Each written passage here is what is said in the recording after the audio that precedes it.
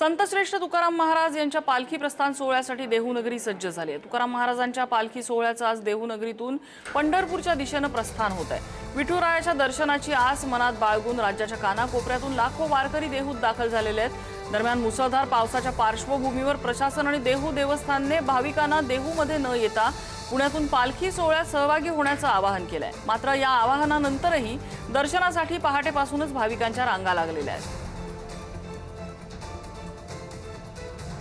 मध्ये वारकऱ्यांच्या उत्साहाला उधार आलेलं पाहायला मिळतं। जगद्गुरू संत तुकाराम महाराजांच्या पालखी सोहळ्याच्या प्रस्थानाला सुरुवात झालेली आहे। माझ्यासोबत वारकरी आहे।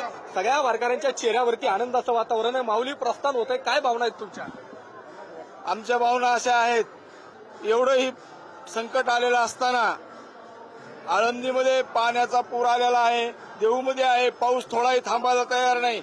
पण जो दरवर्षीप्रमाणे जो काही उत्साह असतो तो आमचा उत्साह अगदी गगनेला टेकलेला आहे। आमचा उत्साह कमी झालेला नाही। जय हरी माऊली, जय हरी, जय हरी माऊली। आम्ही पाहिलं तुम्ही वारीमध्ये सहभागी होताय।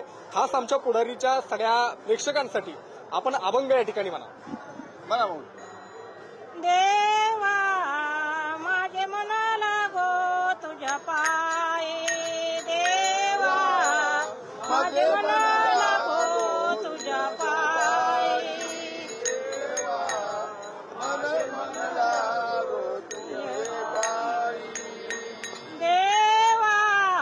माझे मनाला गो तुझ्या पायी, देवा माझे मनाला गो तुझ्या पायी।